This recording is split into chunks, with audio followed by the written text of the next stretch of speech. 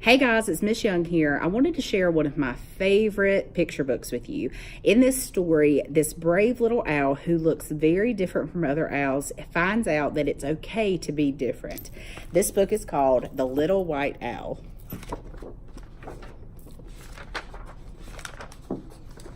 Once there was a little white owl who lived by himself in the snow. He didn't have a mommy. He didn't have a daddy. He didn't even have a name. But he didn't really mind too much. It had always been like that, and his head was full of happy stories.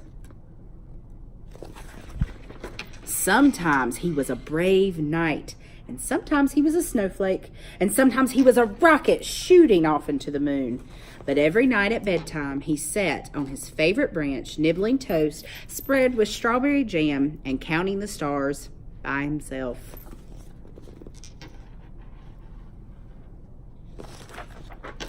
Then one day he looked at the big blue sky that stretched on forever and ever. "I wonder what it's like out there," said the little white owl. So he packed his teddy and his clock. It was time to see the world.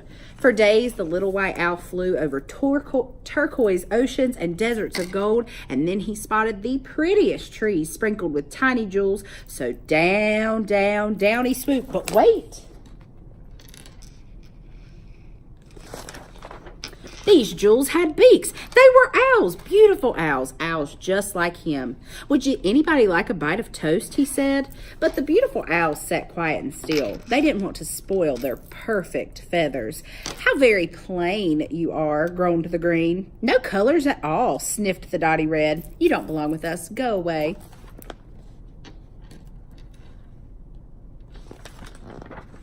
"But I do have colors," cried the little white owl, "here in my heart. And bumping up and down in me are lots of happy stories. I'll share them with you if you want me to." So the owl sat and thought, sighed the blue. "A story might help to pass the time." "Fine, but just one," said the flowery pink with a yawn. So the little white owl swung on a branch with his little teddy, and he munched his toast and shared a very happy story. "Ah," breathed the blue owl dreamily when the little white owl had finished. The other owls all glared at her. "Oops, sorry," she blushed. "But couldn't we have just one more story?"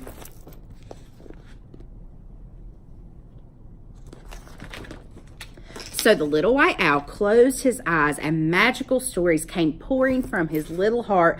Colorful tales of castles and knights and dragons with fiery breath, and blasting through moonbeams and counting, bright stars and tumbling down like a snowflake. Slowly, and rather to their surprise, the owls began to smile. "Ah," they breathed. Then suddenly, "More, more," everybody cried. At last, when all his toast was gone, the little white owl checked his clock. "Gosh, I need to go," he gasped. "Back to my sparkly home. I need to feel the snow and count the stars." But then a blue wing fluttered and a tail of dotty red began to twitch. Take us too, cried the pretty owl, sweeping into the sky. "We want to feel your fluffy snow and count your sparkly stars and play and laugh and tumble just like you." So the little white owl led them home, where they tumbled and twirled on the ice. Like splashes of rainbow, they speckled the snow, their colors brighter than ever. Later, they huddled together and they sipped warm cocoa. "Tomorrow, when we fly home," said the blue, "the white clouds will always remind us of you. Promise you'll visit very soon?" "I promise," smiled the little white owl, "and you can tell me all your stories." Then he snuggled up on his favorite branch and soon was dreaming happy dreams as a huge silver moon lit the deep dark sky that stretched on forever and ever. I love this story because I think it has a good meaning behind it. Sometimes we see friends who maybe don't look just like us and they might not act just like us, but they have so many good things to offer. So I hope today that if you see somebody like that, I challenge you to go out and make friends with that person. You might find out that they have a lot to bring to the table, and you might just make a new friend too. Thanks, guys.